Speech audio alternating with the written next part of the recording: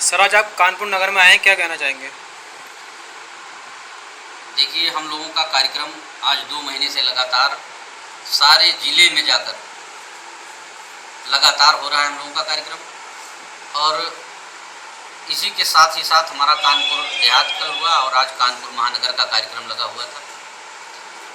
तो यहाँ कार्यकर्ताओं को अपने बुलाकर हम लोगों ने मीटिंग किया और मीटिंग के दौरान जो हमारा 27 का चुनाव है, जिस मिशन को लेकर हम लोग 2 महीने से चल रहे हैं, उत्तर प्रदेश में 2027 चुनाव को लेकर सारी मीटिंगें की गई हैं और उसी के पक्ष में ये मीटिंग भी की गई है।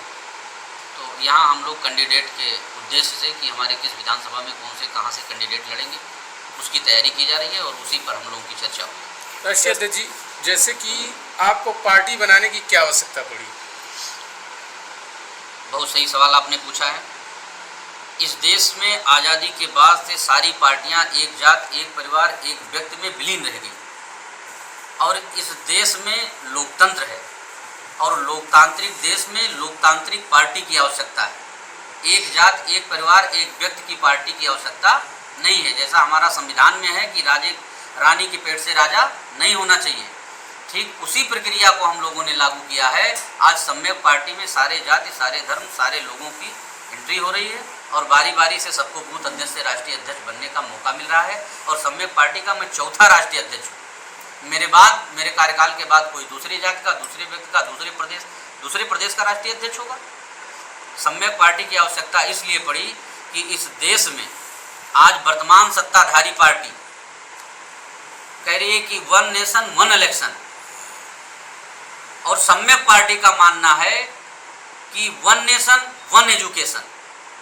हम शिक्षा समान करना चाह रहे हैं और जब समान शिक्षा होगी, इस देश में लोग शिक्षित होंगे तो हम लोग सत्ता में आने पर उनको नौकरियां देंगे, हम स्वास्थ्य पे काम करेंगे और इस देश में समानता के लिए काम करेंगे। सम्यक पार्टी इसलिए बनी कि सबको रोजगार नहीं मिल पा रहा है, सबकी स्वास्थ्य की व्यवस्था ढंग से नहीं हो पा रही है, सबके लिए ढंग से शिक्षा की व्यवस्था नहीं हो पा रही है, सबको रोजगार ढंग से नहीं मिल पा रहा है और लोगों में असमानता है।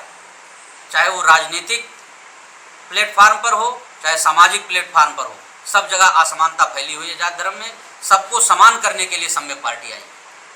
जैसे उत्तर प्रदेश में 2027 में चुनाव होने वाले हैं और उत्तर प्रदेश में आपकी पार्टी कितने सीटों पर चुनाव लड़ेगी? अकेले लड़ेगी या गठबंधन के साथ में? देखिए, ये तो क्लियर है कि सम्यक पार्टी की विचारधारा किसी पार्टी से मैच नहीं कर रही है, क्योंकि सारी पार्टियां संविधान के विरुद्ध चल रही हैं।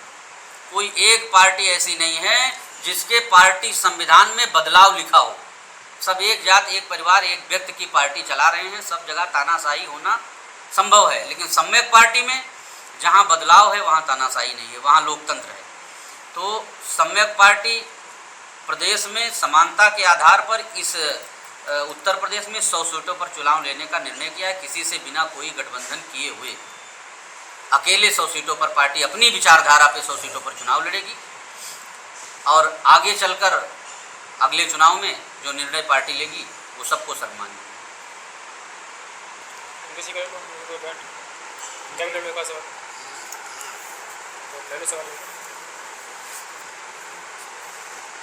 स्टॉप सर, अपना परिचय के साथ में। मैं डॉक्टर भानु प्रताप सिंह कुशवाहा, राष्ट्रीय सचिव सम्यक पार्टी। क्या कहना चाहिए सर? ये कहना चाह रहे हैं कि जैसे आज तक उत्तर प्रदेश हो या देश हो, सारी पार्टियां जितनी आई हैं सभी ने मतलब वो दिया, ये कह ले, छलावा कह ले या जो भी कह ले, सब ने कहा कि हम रोजगार देंगे, शिक्षा स्वास्थ्य पे बात की, लेकिन आज तक शिक्षा स्वास्थ्य कितना लोगों को मिल पाया है?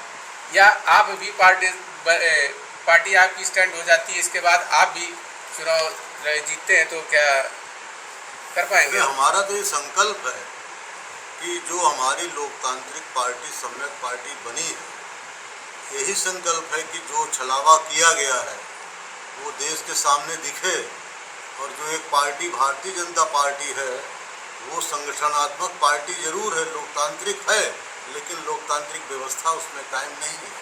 इसलिए मैं और हमारी पार्टी संकल्प प्रतिबद्ध है कि हम हिंदुस्तान के हर गांव को, हर प्रदेश के युवा को जो भी रोजगार संभव होगा वो पूरा करेंगे। हमारी पार्टी ऐसी पार्टी नहीं, हमने बना तो ली लेकिन उसका हम इम्प्लीमेंटेशन नहीं करेंगे, तो आवश्यक है कि करना ही करना है। जैसे अभी देश का जो यूथ था वो सड़कों पे उतर आया, आखिर में जो शिक्षा मंत्री थे उनको इस्तीफा देना पड़ा, तो कि जैसे इस्तीफा देना पड़ा तो आज जो है क्या परिवर्तन हुआ? ये आज परिवर्तन क्यों नहीं हुआ? ये तो सब सर्वविदित है कि हमारे देश में या प्रदेश में जो सरकारें चल रही हैं 10-10, 12-12 साल से, इन्होंने कितने कितने वायदे किए थे, आज तक उन्होंने एक भी वायदा पूरा किया। सबसे गरीब होता है किसान, किसान के लिए इन्होंने क्या किया, बाकी तो आप छोड़ दीजिए। उसके बाद में युवा है, नौकरी चाहिए, अच्छे स्कूलों से पास हैं, लेकिन उन्हें मतलब पेपर लीक कर दिया जाता है, कहीं कंपटीशन में बुलाया ही नहीं जाता है, पेपर लीक हो जाता है। उसके बाद में फिर उनका जो सेंटर होता है वो 500-500 किलोमीटर पर छोड़ दिया जाता है। तो क्या बच्चे इतने सक्षम हैं कि 500-500 किलोमीटर चले जाएंगे वहाँ पे एग्जाम देने के लिए? ये तो सोचने की बात है। अरे भाई, एक ज़िले में जो बच्चे हैं एक ज़िले में ही उनको रखिए ना। भाई हमारा ज़िला कानपुर है तो पता लगा यहाँ का लड़का उन्होंने गोरखपुर भेज दिया, वो सक्षम नहीं है। उसके बाद अगर पैसा ही होता तो रोजगार क्यों मांगता? गोरखपुर भेज दिया था, कोई इलाहाबाद। हाँ, जो भी है, मेरा कहने का मतलब यही है कि वो इतना ज़्यादा गोरखपुर वाले को मेरठ भेज दिया जाता, मेरठ वाले को बदायूं भेज दिया जाता, तो इसका क्या मतलब है ना?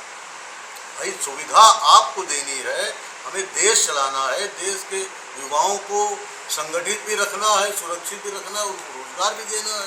देश कैसे चलेगा जब देशवासी ही परेशान होगा, उनके माँ बाप परेशान होंगे, तो देश कैसे चलेगा ना? जो आपने संकल्प किया है कि हम संविधान के अनुसार चलेंगे, यहाँ संविधान का तो कोई मतलब दिखता ही नहीं।